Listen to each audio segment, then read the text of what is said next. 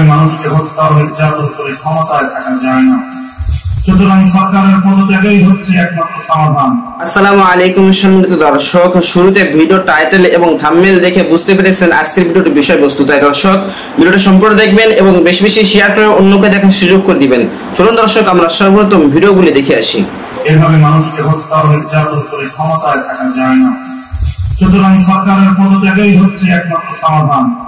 এ বিষয়টি সরকার যত তাড়াতাড়ি বুঝবে ততই তাদের জন্য দেশের জন্য কল্যাণ হবে।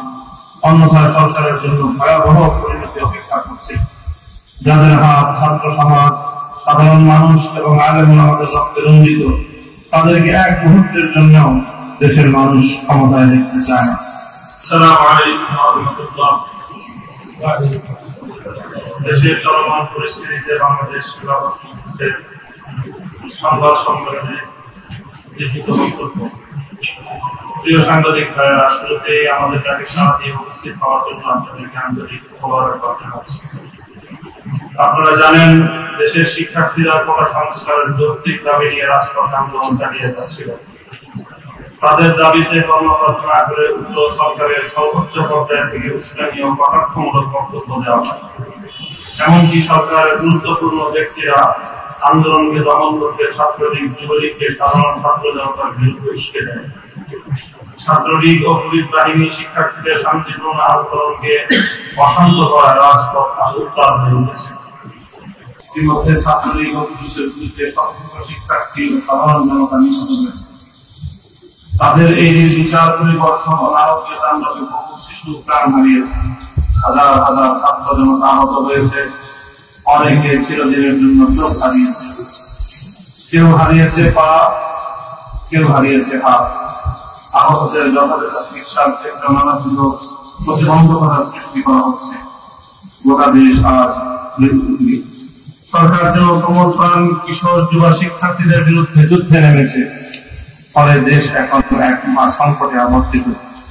প্রিয় সাংবাদিক ভাইয়েরা, একটি স্বাধীন দেশের নাগরিক হিসেবে যে কেউ তাদের যৌক্তিক দাবি জানাতে পারে, কিন্তু একটি বিনা ভোট, রাতের ভোট আর ছলচাতুরির ভোটে ক্ষমতা দখলকারী সরকার ও তার প্রধান এতটাই দাম্ভিক এবং উদ্ধত যে তারা তাদের মতের বিপরীত কোনো কথাই সহ্য করতে পারে না। জনগণের প্রশ্ন, শিক্ষার্থীরা এমন কোন অযৌক্তিক আহামরি দাবি দেওয়া নিয়ে রাজপথে নামেনি যা পূরণ করতে এতগুলো তাজা প্রাণ কেড়ে নিতে হবে।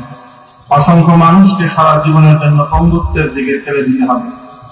শিক্ষার্থীদের ন্যায়সঙ্গত ও শান্তিপূর্ণ আন্দোলনকে সংঘাতময় পথে আনার জন্য সরকারই দায়ী। সরকার দলীয় ছাত্র সংগঠনের সশস্ত্র নেতা কর্মীদেরকে আন্দোলনকারীদের পেছনে লেলিয়ে দিয়ে সম্পূর্ণ অন্যায়ভাবে শক্তি প্রয়োগ করে, এমনকি নির্বিচারে গুলি চালিয়ে তাদেরকে দমন করতে চাওয়ার কারণেই গোটা দেশ আজ অগ্নিগর্ভ হয়ে উঠেছে। সরকারের দাম্ভিকতা ও একগুঁয়েমির ফলে আন্দোলন সারা দেশে ছড়িয়ে পড়েছে এবং প্রতিনিয়ত হতাহতের সংখ্যা বেড়েই চলেছে।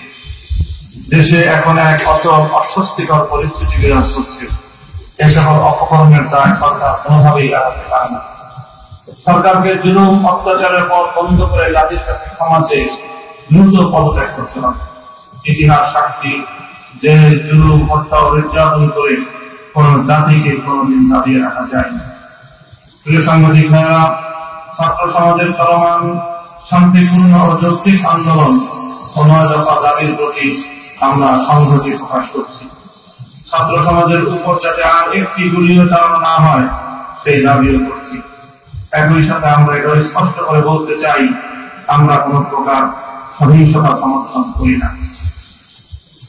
অতএব আমরা শতভাগ নিরপেক্ষ আন্তর্জাতিকভাবে তদন্ত করে প্রকৃত দোষীদেরকে চিহ্নিত করে তাদেরকে শাস্তির আওতায় আনার দাবি করছি। পাশাপাশি তদন্তের আগে সরকারের পক্ষ থেকে রাজনৈতিক স্বার্থে ঢালাওভাবে বিরোধী মতের লোককে দায়ী করে বক্তব্য দেয়া সুষ্ঠু তদন্তের প্রতিবন্ধকতা তৈরি করবে বলে আমরা মনে করি। প্রিয় সাংবাদিক ভাইয়েরা, ছাত্র সমাজের এই যৌক্তিক আন্দোলনকে কেন্দ্র করে বিরোধী রাজনৈতিক নেতাকর্মী ও সাধারণ মানুষদের গ্রেফতার করা হচ্ছে, রিমান্ডে নিয়ে করা হচ্ছে এবং বিভিন্ন জনকে নানাভাবে হয়রানি করা হচ্ছে। সরকার দলীয় নেতাকর্মী হামলা ও মামলার ভয় দেখে চাঁদাবাজি করে অনুমতি ব্যতীত ফোন, ব্যাগ সহ ব্যক্তিগত আসবাবপত্র চেক করে মানুষের ব্যক্তিগত জীবনে হস্তক্ষেপ করা হচ্ছে। কোন সভ্য সমাজ রাষ্ট্রের কোন অভিযোগ নেই, আমরা এর তীব্র নিন্দা জানাচ্ছি। বর্তমান সরকারের কাছে মানুষের জীবনের কোনো মূল্য নেই। একটি স্বাধীন দেশে অধিকার চাইতে গেলে লাশ রক্ষার্থ হতে হবে কেন? গুলি পেঁয়াজের নিক্ষেপ করার জন্য হেলিকপ্টার ব্যবহার করে মানুষকে রক্ষার্থ করার মতো পরিবেশ সৃষ্টি করা হলো কেন? এভাবে মানুষকে হত্যা ও নির্যাতন করে ক্ষমতায় থাকা যায় না। সুতরাং সরকারের পদত্যাগই হচ্ছে একমাত্র সমাধান। এ বিষয়টি সরকার যত তাড়াতাড়ি বুঝবে ততই তাদের জন্য দেশের জন্য কল্যাণ হবে। অন্যথায় সরকারের জন্য ভয়াবহ পরিণতি অপেক্ষা করছে। যাদের হাত ছাত্র সমাজ, সাধারণ মানুষ এবং আলেম ওলামাদের রক্তে রঞ্জিত, তাদেরকে এক মুহূর্তের জন্য দেশের মানুষ ক্ষমতায় দেখতে চায় না। প্রিয় সাংবাদিক ভাইরা, এই সরকার দেশের সকল প্রশাসনিক ব্যবস্থা ধ্বংস করে দিয়েছে। পুলিশ, বিজিবি, র্যাব, এমনকি সেনাবাহিনীর গৌরব, ঐতিহ্য ও মান সম্মান ধুলোয় মিশিয়ে দিয়েছে। তাদেরকে দলীয় কর্মী ও ক্যাডার বাহিনীর মধ্যে ব্যবহার করা হচ্ছে। এভাবে একটি দেশ চলতে পারে না। সুতরাং আমরা আহ্বান করছি, সেনাবাহিনীকে দ্রুতই ব্যারাকে ফিরিয়ে নিন, কারফিউ উঠিয়ে নিন এবং পদত্যাগ করে দেশকে শান্তির পথে ফিরিয়ে আনুন। প্রিয় সাংবাদিক ভাইরা, আজকে সংবাদ সম্মেলন থেকে আমরা জোর দাবি জানাচ্ছি, অবিলম্বে গ্রেপ্তারকৃত শিক্ষার্থী, রাজনৈতিক নেতাকর্মী ও সাধারণ মানুষকে মুক্তি দিতে হবে। দায়েরকৃত সকল মিথ্যা মামলা প্রত্যাহার করতে হবে। নির্বিচারে গ্রেপ্তার রাজনৈতিক নেতাদের আটক করা ও রিমান্ডে নেওয়া বন্ধ করতে হবে। নিহতদের পরিবারকে যথাযথ রাষ্ট্রীয় মর্যাদা ও ক্ষতিপূরণ দিতে হবে। আহতদের চিকিৎসা এবং পঙ্গুদের পুনর্বাসনের ব্যবস্থা করতে হবে। শিক্ষা প্রতিষ্ঠান খুলে দিন। ক্যাম্পাসে অস্থিতিশীল পরিবেশ সৃষ্টিকারী ছাত্রলীগের সন্ত্রাসীদের বিচারের আওতায় আনতে হবে। দলমত নির্বিশেষে দেশের সকল মানুষ এই ফ্যাসিস্ট সরকারের বিরুদ্ধে অঘোষিত ঐক্যের মঞ্চ তৈরি করে ফেলেছে। কেউই আর চায় না সরকার ক্ষমতায় থাকুক। অতএব সকল রাজনৈতিক দলের প্রতি আমাদের আহ্বান থাকলো, আসুন সকল ভেদাভেদ করে দেশ ও জাতিকে বাঁচাতে জাতীয় ঐক্য গড়ে তুলি। পারস্পরিক ভেদাভেদ দূরে ফেলে স্বৈরাচারের বিরুদ্ধে রাজপথে শিশারলা প্রাচীর গড়ে তুলি। পরিশেষে চলমান আন্দোলনে যারা শহীদ হয়েছেন তাদের রুহের মাগফিরাত কামনা করছি। যারা আহত হয়েছেন তাদের দ্রুত আরোগ্য কামনা করছি। দেশবাসীর প্রতি হতাহতদের পাশে দাঁড়ানোর আহ্বান জানাচ্ছি এবং ক্ষতিগ্রস্তদের পরিবারের প্রতি গভীর সমবেদনা জানাচ্ছি। আবারও আপনাদের সকলকে ধন্যবাদ জানিয়ে আজকের বক্তব্য শেষ করছি। আসসালাম। মোহাম্মদ মামুনুল হক, মহাসচিব, বাংলাদেশ খেলাফত মজলিস। দর্শক, আজকে এই পর্যন্ত। ভিডিওটি ভালো লাগলে লাইক দিবেন এবং বেশি বেশি শেয়ার করে অন্যকে দেখার সুযোগ করে দিবেন। আসসালামু আলাইকুম।